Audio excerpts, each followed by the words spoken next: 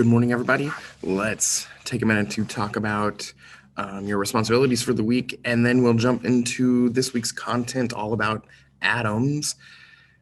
So, as kind of usual, we're not going to have a Zoom meeting this week unless you need one. If you need to Zoom with me about anything, just send me a message and we'll set one up. But there's no formal Zoom meeting. Just make sure you go check in on the Google form. Let me know if you need any help with anything. This week we're talking about atoms, so that's what all of our focus is. On Monday, there's an atoms ed puzzle video that you should go watch. Click through the video, answer the questions, take your time so that you can answer accurately, get a good grade. Tuesday is also an atoms ed puzzle video. This one specifically breaks down the parts of an atom. So do the same thing, take your time, answer accurately, get as many points as possible. And then for the rest of the week, there's an assignment about, it's called the Build an Atom Lab. It's on a simulation website. You're basically going to go to the website, click through the game, the activity. While you're doing it, there's a Google form you're going to need to open up. And you're kind of going to want to put them side by side, like the simulation on one side, the Google form on one side, because the Google form has all the instructions for what you need to do through the simulation. And you answer in the form as you play through the simulation. So the form tells you what to do, and the simulation is where you do it. And then the form is what's graded. So again, you're going to want to take your time, do a good job. As you work through these three things, Monday's assignments, do Monday night. Tuesday's assignments, do Tuesday night. Wednesday's assignment, I've given you the rest of the week, but the sooner you get it in, the better, so that you're not allowing your things to pile up on you. And again, email me with any questions that you might have. So that's a quick overview of what we're doing this week. Now I want to take a second and take a few minutes, and we're going to talk about atoms. We're going to talk about the history of atoms, what we used to think about atoms, how that evolved a little bit over time, and then what we currently understand about atoms. And you're going to see things have changed over the years, what we believe, as evidence has presented itself with technology and everything. So let's talk about atoms.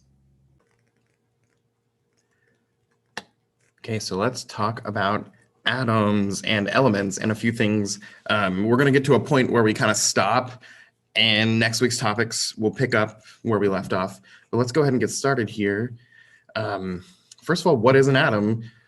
You probably know by now that atoms are the smallest particles into which an element can be divided and still be considered that same element. Nothing that we know of, none of the things around us, ourselves, our tables, our chairs, air, like everything around us is made of atoms. They're the building blocks of all matter. They make up everything. An individual atom is too small to be seen. So this statistic here, 1 penny is made of 2 times 10 to the 22nd atoms. So that's 2 with 22 zeros. That's a lot of atoms in one little bitty penny. So again, atoms, they make up everything. They're the smallest particle of all matter. Now, back in 1808, there was this guy, John Dalton. He was a school teacher in England who provided a new atomic theory, which was supported by scientific evidence. His theory proposed that every element is made of tiny, unique particles called atoms that cannot be subdivided. He also said that atoms of the same element are exactly alike. And he also said that atoms of different elements can join to form molecules. So, so far, that made sense. There were a lot of good points there, that there was some merit to that information. But as time went on, we learned a few more things. Less than 100 years after Dalton published his atomic theory, it was determined that atoms could be split into smaller particles. And we know that now that those particles, those are the protons, neutrons, and electrons. So his theory was pretty good. But further information showed that atoms could be split further, could be reduced into smaller parts. At the center of the atom is the nucleus, And the nucleus is made of protons and neutrons. Protons and neutrons have the same mass, so one proton and one neutron from the same element are going to have the same mass. Protons have a positive charge, and neutrons are neutral. They have no charge. So when you mix a positive and a neutral, you get a positive. So that's why the nucleus is considered to have a positive charge. We're going to get into electrons and see that there's a different case there. So again, the parts of the atom, we have our subatomic particles. The nucleus is the center that contains the protons and neutrons. Protons are positive, neutrons are neutral. And then we have on the outside of an atom, what we call the electron cloud. And electrons have a negative charge. So I'm sure we'll get into it in a second.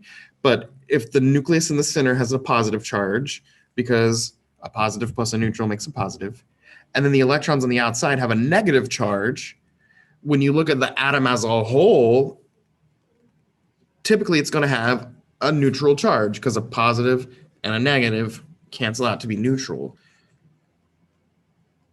Okay, so again, protons are the subatomic particles found in the atom, found in the nucleus of the atom, and they're positive. Neutrons are the subatomic particles found in the nucleus of an atom, and they are neutral.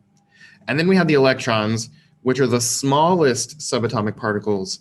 They are negatively charged, and they are orbiting the outside of the nucleus.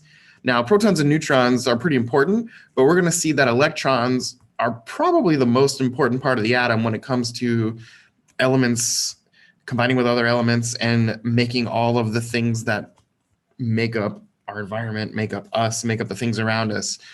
Electrons are very important. So let's get into that. Like I said earlier, atoms have no overall charge because they have an equal number of negative electrons and positive protons. And again, neutrons are neutral.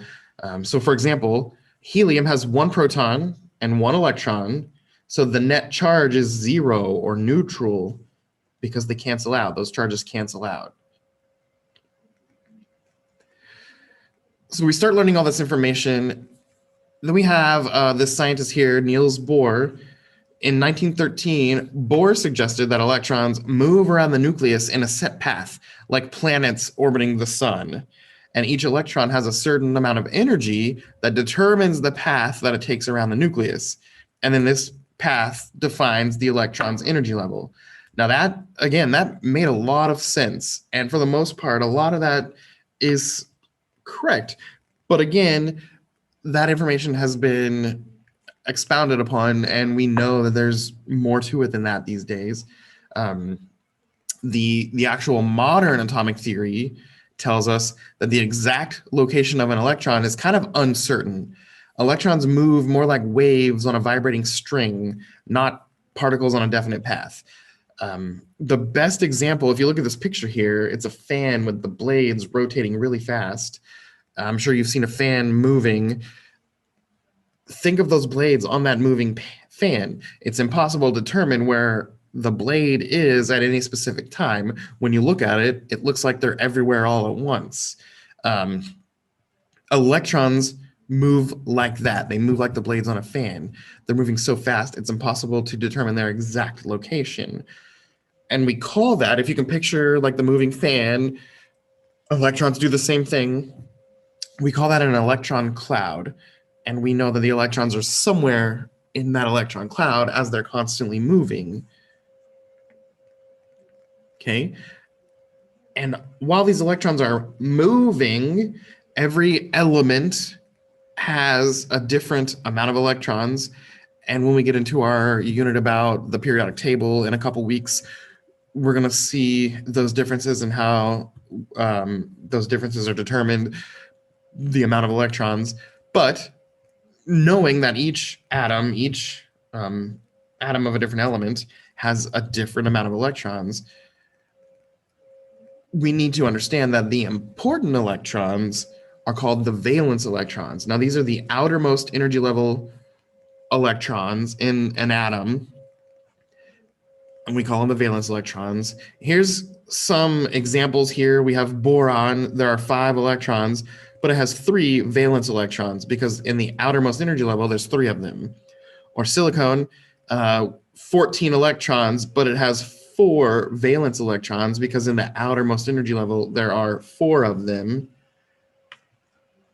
Antimony has 51 electrons, but it has 5 valence electrons because in the outermost energy level, there are 5 of them. Now, why are these important? Why are the valence electrons the most important? Well, because when we start getting into how elements combine with one another, we're going to see that the valence electrons determine what they're able to combine with and create compounds and molecules and give the elements their charges and everything. So these outermost valence electrons are very important.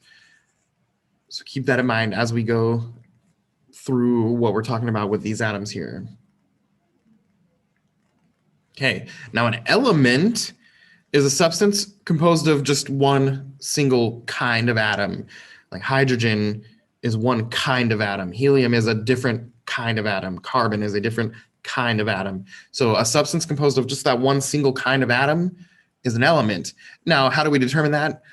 Well, it's how many protons, neutrons, and electrons it has determines what it is. And we'll, like I said, we're going to talk about the periodic table soon, and we'll get into all that. But that's what an element is, a substance composed of a single kind of atom.